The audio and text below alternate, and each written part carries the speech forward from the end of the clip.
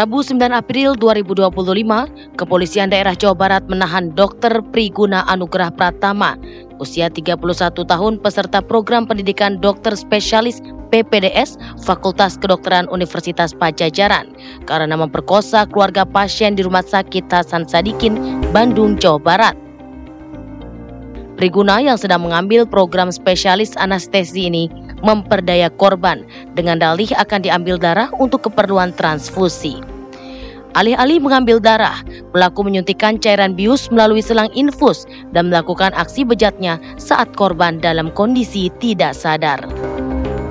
Priguna ditangkap petugas Dirkrimum Polda Jawa Barat pada 23 Maret 2025 atas laporan yang dibuat oleh korban FH pada 18 Maret lalu.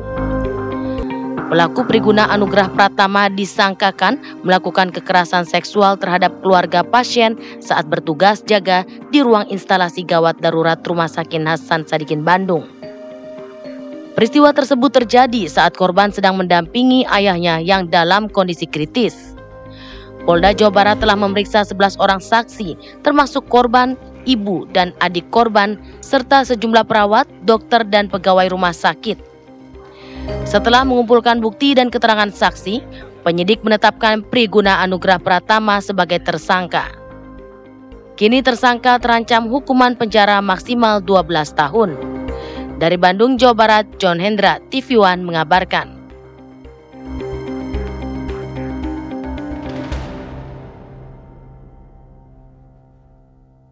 Kita sangat prihatin pada kejadian itu. Kami sudah melakukan koordinasi dengan rumah sakit dan lembaga pendidikan karena yang bersangkutan kan sedang melakukan pendidikan. Satu, yang bersangkutan sudah dikembalikan, sementara dibekukan proses pendidikannya, diberhentikan dari proses pendidikan, bekerja sama berkoordinasi dengan Universitas Padjadjaran, tidak melakukan status pelayanan medis. Kami bersurat kepada Konsil Kesehatan Indonesia untuk dicabut surat tanda registrasinya. Kalau sudah dicabut surat tanda registrasinya, kan berarti bersangkutan juga tidak punya surat izin praktek. Ini penting. Nah, nanti karena ini sudah masuk ke dalam ranah kriminal, maka kasusnya akan kami serahkan ke Polda Jawa Barat. Kemudian secara sistem kami sementara menghentikan pendidikan spesialis anestesi di Rumah Sakit Hasan Sadikin selama 1 bulan untuk melakukan konsolidasi, untuk melakukan perbaikan, untuk melakukan pengawasan yang lebih optimal. Ya, pemirsa, sementara itu Ditreskrimum Polda Jawa Barat kemudian ini mengungkapkan korban pemerkosaan Dr. Cabul Priguna Anugrah Pratama bertambah dari 1 orang menjadi 3 orang. Ditreskrimum Polda Jawa Barat terus melakukan pengembangan kasus kekerasan seksual yang diduga dilakukan dokter residen anestesi Priguna yang mengikuti program pendidikan dokter spesialis Fakultas Kedokteran Unpad di Rumah Sakit Hasan Sadikin, Bandung. Direktur Kriminal Umum Polda Jawa Barat, Kombes Pol Surawan mengatakan dari hasil pengembangan ada 2 orang yang menjadi korban kebejatan Priguna. Dari hasil pemeriksaan sementara, kedua korban lainnya merupakan pasien di RSHS Bandung. Surawan mengatakan anggotanya saat ini tengah meminta keterangan termasuk dari pihak rumah sakit.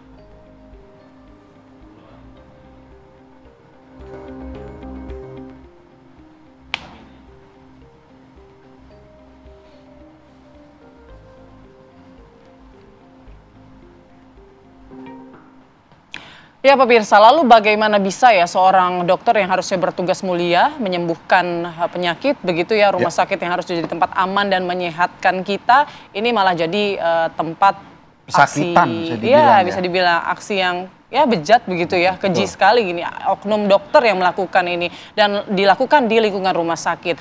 Nah, bagaimana kemudian peristiwa itu bisa terjadi? Kita langsung membahasnya bersama sejumlah narasumber yang sudah hadir pada pagi hari ini. Ada Mbak Hanifah Hasna, kriminolog. Selamat pagi Mbak Hanifah. Selamat pagi Mbak Hanifah. Kemudian juga ada Dr. H.N. Nazar, Ketua Biro Hukum PBID periode 2019-2021. Ini dokter senior ini. Selamat pagi, dokter. Selamat pagi, Dok. Ya, dan kita juga nanti masih mencoba menghubungi dari pihak Polda Jawa Barat ya untuk memberikan informasi terbaru ya terkait penambahan jumlah korban begitu ya. Penyidikannya sudah sejauh mana. Tapi mungkin kita ke Dokter Nazar terlebih dahulu. Dokter, tampaknya dokter sudah resah begitu ya sejak lama nih ya. Seperti tidak kaget begitu ya pada pagi hari ini. Kenapa, Dok? Seperti tidak kaget ya? Iya. Karena salah satu pengawasan terhadap kegiatan tindak medik, terutama dalam masalah disiplin dan etika personally untuk si pelaku tindak medik itu. Dalam hal ini fokusnya adalah dokter Priguna. kolega saya itu, saya masih berkolega dengan dia. PBDS, calon ahli anestesi itu, pengawas itu semakin hari semakin melonggar. Kenapa?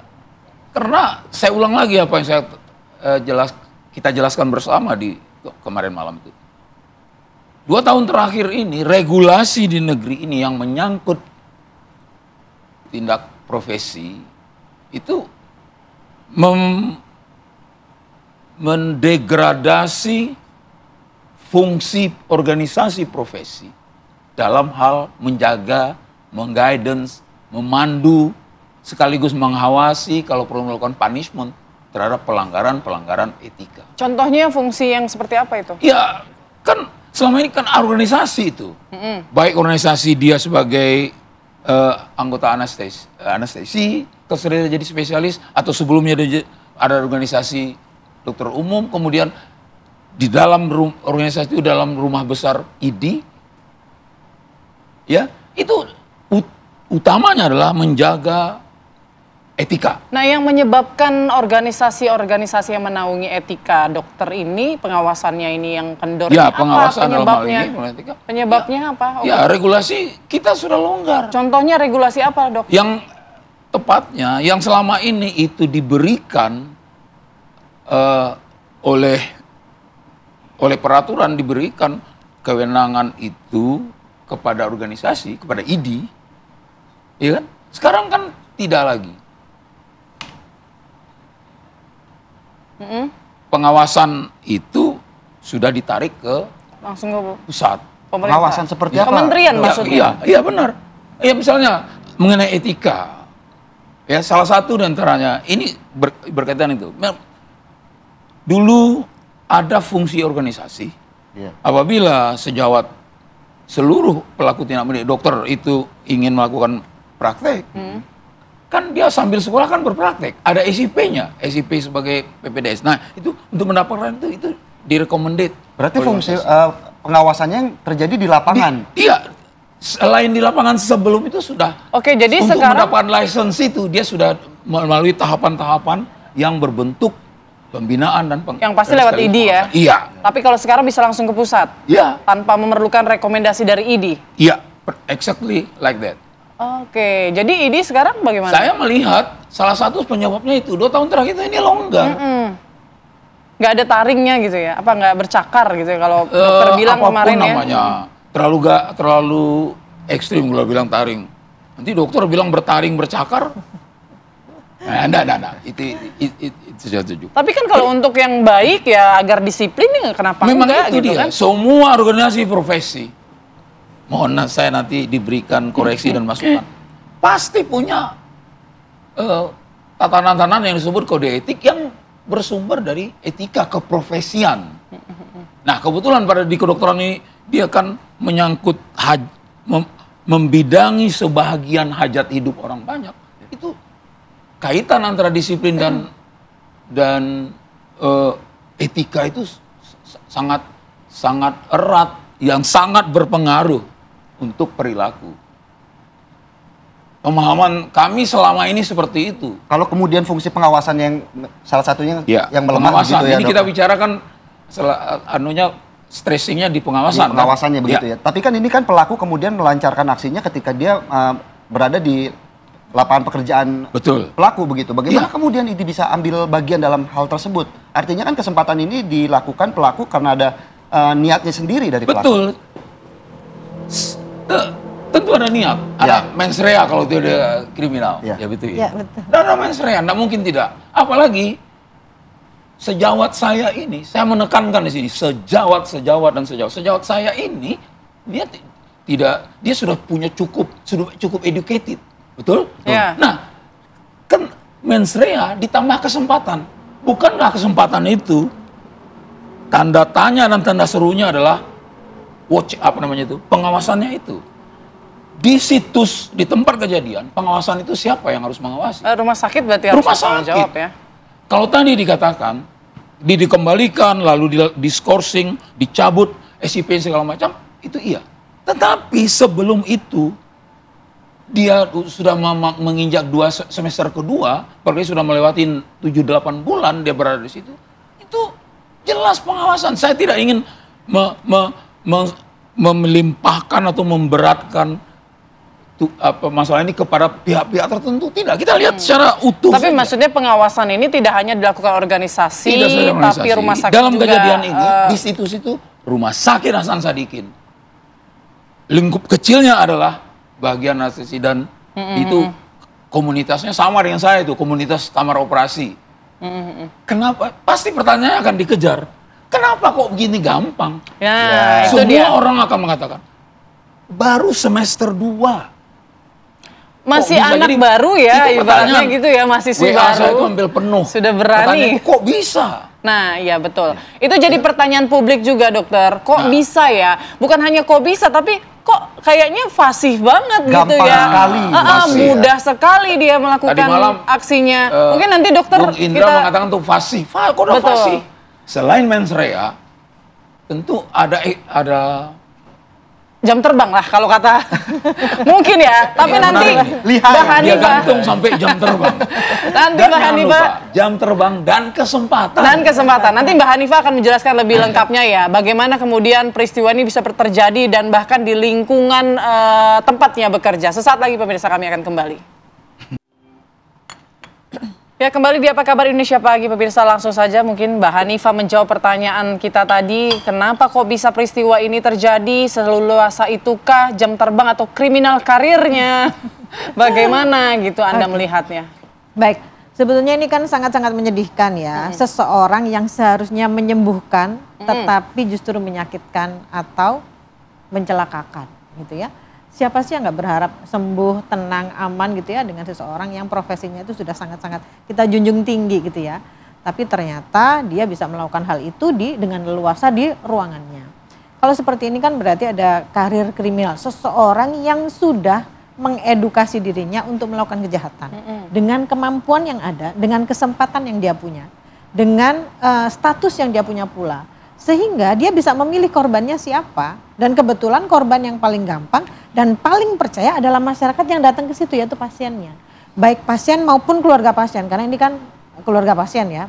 Ini kan berarti yang pertama, maaf, ada beberapa faktor yang mempengaruhi seseorang ini melakukan hal ini. Yang pertama karena bagaimana kondisi secara psikologis dia, secara individu. Apakah dia memang ada penyimpangan seksual, yaitu seseorang yang suka melakukan hubungan seksual dengan seseorang yang tidak berdaya, bisa meninggal atau dalam kondisi tidur atau pingsan atau dan lain-lain. Tapi kondisi ini harus ditentukan, harus dinyatakan oleh secara medis dari kedokteran. Tapi ini tetap harus kita ketahui.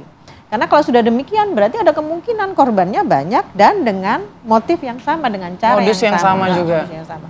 Yang kedua secara struktural yang seperti tadi disampaikan Dr. Nasar. Bagaimana pengawasan di tempat itu? Kalau tadi Dr. Nasar bilang dari pemerintah turun ke institusi, ke rumah sakit itu, terus bagaimana dengan cara dia mengelola diri? Karena sebetulnya semua orang itu punya potensi untuk melakukan kejahatan. Tetapi karena kita punya pengendalian diri, kita jadi tidak melakukan kejahatan gitu loh. Kita kan berpotensi sekali kita melakukan kejahatan. Ketika kepepet atau ketika nafsu tinggi, nafsu itu kan macam-macam ya. Nafsu kali ini untuk melakukan hal-hal yang tidak senonoh, bisa hal-hal yang lain. Ini bagaimana dia mengendalikan diri? Ketika pengendalian diri kurang, berarti mungkin, maaf ya dok ya, apakah ketika dalam melakukan proses pembelajaran di kedokteran itu tidak ada etik-etik yang diberikan atau ujian-ujian tertentu, kelolosan-kelolosan tertentu dengan proses yang sudah ditentukan sehingga dia tidak menghargai itu. Yang mempengaruhi moralitas dan nilai-nilai dia itu sendiri gitu. Selanjutnya secara sosial, dari secara sosial aja ketahuan bahwa ada perbedaan struktur ya, ada perbedaan kekuasaan. Jadi dia menggunakan ketimpangan kekuasaan itu untuk melakukan hal ini. Tapi Dok, kalau berbicara soal karir kriminal seseorang, kalau kita lihat dari kasus ini, apakah ini sesuatu yang dibangun secara sekejap karena hanya ada kesempatan, atau memang ini udah perilaku yang dilakukan sejak lama? Kalau dilihat dari seperti ini sudah direncanakan. Berulang sudah biasa berarti kalau bisa dikatakan. Kalau sudah biasa kita nggak bisa menentukan seperti itu karena kita harus melihat kasus penemuan kasus.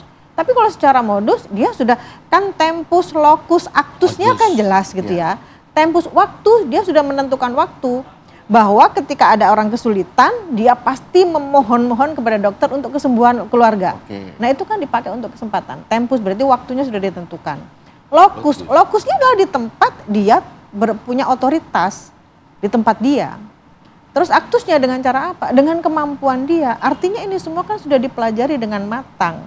Dan dia sudah bisa menentukan siapa korbannya. Karena dalam proses kejahatan itu sebetulnya masing-masing pelaku kejahatan itu yang pertama, dia punya niat.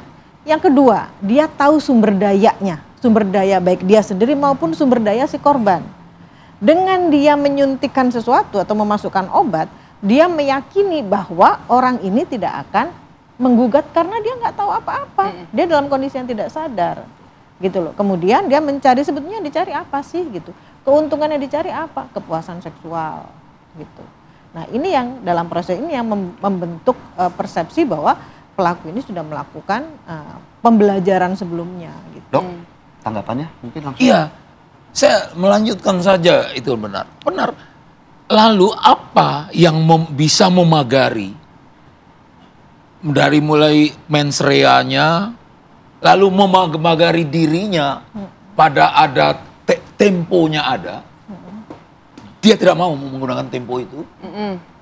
Lalu tempatnya ada, suasana yang demikian, lewat tengah malam, tapi dia tidak mau menggunakan tempat itu, dan seterusnya. Dia tidak akan melakukan aktus, tidak akan ada aksinya, tidak akan ada perbuatan. Itu apa? Sederhana saja. Nah, usah orang terlalu terdidik, itu bekal yang ada diberikan waktu dia tadi, seperti Anda mengatakan, apakah dalam pendidikan itu ada dilakukan etika? Ada, tidak hanya disiplin. Psikotes juga ya? Oh, luar biasa. Itu anestesi itu, kami aja salut. Anestesi itu di atas, sedikit di atas bedah itu psikotesnya. Karena lebih sulit gitu ya?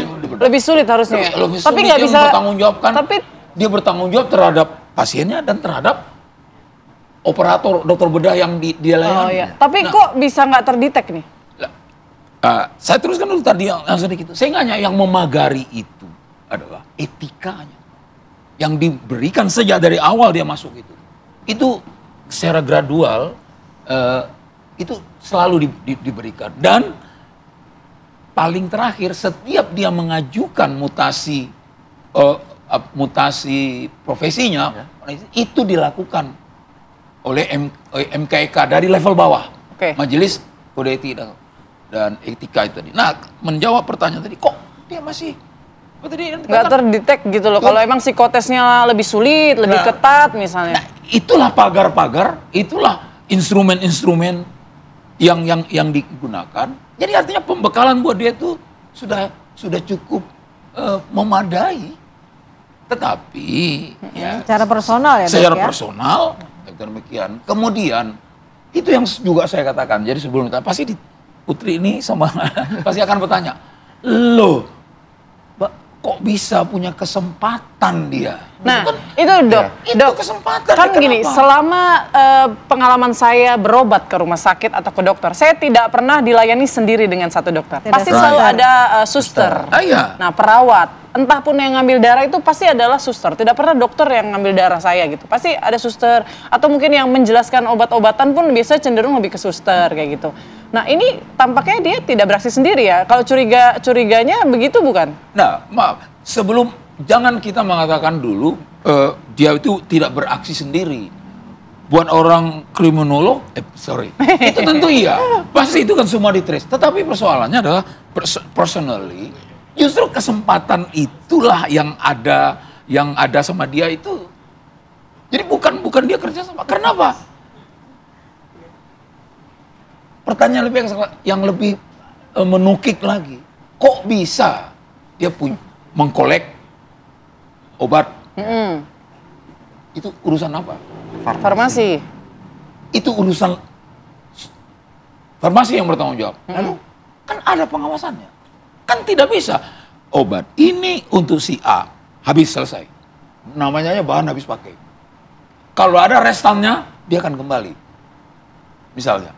Nah, ini saya tidak menohok rumah sakit Hasan Sadikin supaya saya nggak dihujat setelah menindak. Tetapi itu nggak boleh berlepas tangan. Lengah lah ya, kayak gitu pengawasannya lengah ya. Coba ini dulu. Nah ini barangkali yang perlu akan mereka benahi.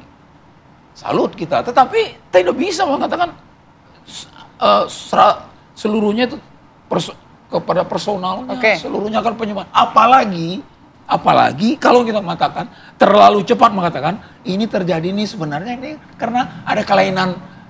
Ya, itu narasi yang diangkat oleh pihak kepolisian adalah kelainan seksual, begitu, penyimpangan seksual. Kalau informasinya kan 3 korban sekarang, tapi pelaku ini memang masih 1. Kalau dari runutan kronologi yang disampaikan pihak kepolisian, Mbak Hanifah sendiri merasa ada yang janggal nggak? Atau mungkin berpeluang ini pelakunya nggak cuma 1 sebetulnya, atau bagaimana? Seperti yang disampaikan sama dokter, bahwa sebetulnya ini kan ada keterlibatan pihak lain ya, seperti tadi obat-obatan dari farmasi. Dan kalau dari kriminologi sebetulnya kejahatan itu kan dipelajari, differential association. Jadi dia mempelajari dari siapa nih? Dia mempelajari kalau aku mau melakukan pencabulan dengan cara ini, aku harus berhubungan dengan siapa? Bagaimana caranya? Punya kompanyon siapa? Iya, betul. Baru peran pembantu begitu ya bisa baru semester 2 dia udah bisa gitu. Artinya itu kan sudah dipikir dalam waktu yang sangat lama gitu ya, karena melibatkan orang-orang yang mungkin juga mereka punya aturan sendiri, punya kode etik sendiri gitu. Lalu selain itu dia juga akan mempelajari bagaimana cara menghindari hukum. Bisa jadi karena dokter dia merasa bahwa saya bisa menyampaikan kalau saya sakit jiwa, ada gangguan mental begitu. Nah itu yang mungkin diangkat. Jadi intinya yang kita hadapi adalah orang pintar. Seorang dokter nggak ada yang pintar dong gitu ya. Apalagi mahasiswa spesialis kan itu betul. Berat ya sekolahnya ya dok. Artinya gitu. Dia sudah mempelajari ini sehingga sampai di titik ini itu pembelajarannya sudah banyak sekali yang sudah dia lakukan. Dan mungkin ada banyak yang terlibat, hanya saja mungkin yang terlibat bisa saja tahu, bisa saja tidak tahu. Dok ya. Betul. Baik, saya juga mau ke dokter nanti setelah jeda ya, bagaimana kemudian apakah ada pengaruh ataupun unsur masih minimnya pengetahuan masyarakat terkait bagaimana proses untuk melakukan anestesi begitu ya di suatu rumah sakit untuk mencegah hal serupa bisa kembali terjadi. Sesaat lagi ya. Ya, dan kita juga masih menunggu ya respon dari Polda Jawa Barat. Betul. Kita masih terus mencoba menghubungi untuk memberikan informasi terbaru. Tapi sesaat lagi pemirsa, kita akan kembali untuk Anda. Ya, kembali lagi di Apa Kabar Indonesia Pagi. Saya kembali ke dokter. Dokter, kalau sudah kejadian seperti ini, kita tahu ya akhirnya banyak juga mencuat aduan-aduan laporan di sosial media bahwa PPDS seperti itu, perselingkuhan, mohon maaf misalnya mabuk-mabukan, begitu ya, bullying gitu. Nah, kalau sudah seperti itu, peran ID saat ini tidak bisa melakukan apa-apa dong, atau bagaimana? Gini, jawabannya ada 2. Apapun juga bentuk regulasi, katakanlah apalagi regulasi yang meminimalisasikan fungsi-fungsi pembinaan, fungsi-fungsi etika selama ini, kami tidak akan berhenti melakukan itu. Itu bukan kata saya, kata seluruh kolega yang terhimpun dalam rumah besar kami ID itu. Tetapi persoalannya, apabila itu menyangkut, nah ini nih, beliau ini nanti akan memperjelas secara tatanan hukum, atau menyangkut masalah aturan yang berlaku. Sudah tidak bisa masuk itu. Nah, ini di sini kami sedang bermain bagaimana tetap harusnya instrumen-instrumen luhur ini yang diakui secara universal itu bisa tetap berjalan walaupun sedang terdegradasi. Oke, mungkin boleh dokter, apa laporan atau keresahan yang selama 2 tahun terakhir ini pengen disuarakan oleh Dr. Nazar dan pengen dikembalikan saya seperti dulu saja, etika berjalan, disiplin tetap. Oke, dikaitkan dengan kasus nyata ini, sesungguhnya sebagai organisasi ini yang paling minimal dan paling mendasar, sebagai organisasi profesi, kode etik profesi, pembinaan dan segala bentuk dampak dari kata-kata pembinaan itu harusnya kembalikan seutuhnya Ke ID. ke ID. Jadi rekomendasi rumah sakit kalau mau ngambil dokter harus sesuai rekomendasi ID, begitu? Sebaiknya. Nah, ini kalau bahasa hukumnya kan seperti itu. Tapi bikin kuping regulator itu nggak nyaman kalau dipakai harus oleh ID. Ada istilah lain, tapi yang jelas Karena kan mungkin ID yang paling paham. Lah, ya memang sebenarnya organisasi profesi itu seperti itu. Anda lihat organisasi insinyur hebat, pilot malah meniru anunya ID. Pengacara itu bisa menjadi ini orangnya. Sorry. Menjadi penegak hukum keempat setelah polisi, jaksa dan hakim. Itu kenapa? Dia dipercaya. Dipercaya kenapa?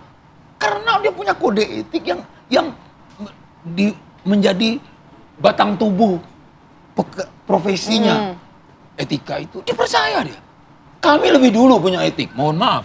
Kami lebih dulu punya kode etik dalam hal itu. Dan ingin dikembalikan lagi lah fungsinya. Iya, kita nggak minta banyak-banyak. Sudah terlalu banyak contoh. Iya. Baik, Mbak Hanifah mungkin Itu. ada tanggapannya bagaimana melihat taring dari ID sendiri yang sudah dicabut begitu ya kalau kata dokter gitu. Oke, kalau saya melihat dari pengaruh ke sosial ya, bahwa dari kasus ini membuat masyarakat menjadi tidak percaya lagi gitu ya. Dengan rumah sakit tersebut. Dengan rumah sakit tersebut dan dengan dokter-dokter yang Ya. lain. Karena yang kita pahami dalam beberapa bulan ini kasus yang berhubungan dengan profesi dokter ini kan luar biasa ya. Ini kalau saya boleh ngomong secara pribadi dari sekian banyak lah klien saya anak-anak yang mau masuk ke kedokteran jadi takut. Ya takut dibully lah, takut karena dia itu bukan darah biru gitu ya dok ya gitu ya, dan itu akan menjadi kesulitan untuk mereka. Ditambah lagi dengan itu kan dari sisi dokternya, tapi dari sisi masyarakat kepercayaan tuh mulai sangat-sangat turun gitu. Jadi ini yang membuat organisasi ID tadi itu harus memperbaiki ini semua gitu, karena kepada siapa lagi masyarakat ini mencari ketenangan, kesehatan kalau sudah seperti ini gitu. Nah, perlunya yang seperti Mbak Putri tadi sampaikan, saya nggak pernah tuh ke rumah sakit nggak didampingi sama suster gitu ya. Berarti kan kita juga melihat bahwa kejahatan itu ada di mana-mana, tidak hanya orang-orang yang bertato gitu ya. Kalau zaman dulu kan bertato gitu ya. Kalau sekarang ternyata orang-orang yang berjas putih, orang-orang yang rapi, orang-orang yang bersih dan orang-orang yang teredukasi, mereka juga bisa melakukan kejahatan dan dengan level kejahatan yang luar biasa gitu. Jadi ini yang patut disampaikan kepada masyarakat, mengedukasi masyarakat tentang bahaya dari cara berhati-hati terhadap. Mbak, saya balik sedikit ya soal modusnya tadi ya pelaku. Menurut Mbak Hanifah, apakah bisa kejahatan itu muncul seketika dengan modus dan cara yang sangat rapi seperti ini? Apakah ini memang pemain baru atau sebetulnya ini memang hanya mengikuti yang sebelum-sebelumnya? Copycat, iya ada. Sebetulnya begini, ketika media itu menyampaikan sebuah kejahatan baru, itu bisa dikopi oleh para calon-calon penjahat. Karena mereka melihat, oh ternyata ada kesempatan seperti ini dengan cara seperti ini. Mereka tidak tinggal melakukan ATM aja, amati tiru modifikasi gitu. Ya enggak? Apalagi sekarang di Netflix itu kan menyajikan berbagai macam film-film kriminal yang sangat-sangat menarik. Nah ini sepertinya salah satu efeknya adalah menjadi kejahatan copycat tadi itu. Mereka meniru cara bagaimana mereka cara melakukan kejahatan. Seperti itu. Baik, terima kasih banyak ya sudah menyempatkan waktunya untuk hadir di sini. Kayaknya mungkin ya jaga kesehatan ya. Itu aja. Apalagi Putri tadi pas pembukaan lagi bilang lagi agak flu nih dok. Mungkin bisa langsung dicek kali habis ini ya. Ya kayaknya ke depan kita harus jaga kesehatan ya, herbal dulu boleh lah ya dok. Nggak begitu juga ya dok ya. Kan tapi sebenarnya masih banyak. Trustnya kepada kami mulai terganggu. Kan ini netizen juga kan banyak akhirnya yang menyampaikan seperti itu. Tapi yang pasti kita masih percaya kok bahwa masih banyak dokter yang tulus ya. Baik, ini hanya satu, dua dari mungkin ribuan atau jutaan. Kan tercatat tuh justru mencoreng ya. Oke, tapi mungkin ada hal-hal yang perlu kita perhatikan saat kita mungkin ke rumah sakit. Itu tadi misalnya jangan mungkin ya ada baiknya didampingi oleh pihak lain, entah itu pihak suster atau kita jangan sendirian menghadapi dokter begitu ya. Ya ditandai-tandailah atau diwaspadailah kondisi-kondisi yang sepi, kira-kira seperti itu. Terima kasih banyak. Terima kasih Dokter Nazar, Nazar, Mbak Hanifah Hanifah sudah bergabung bersama kami di Apa Kabar Indonesia Pagi.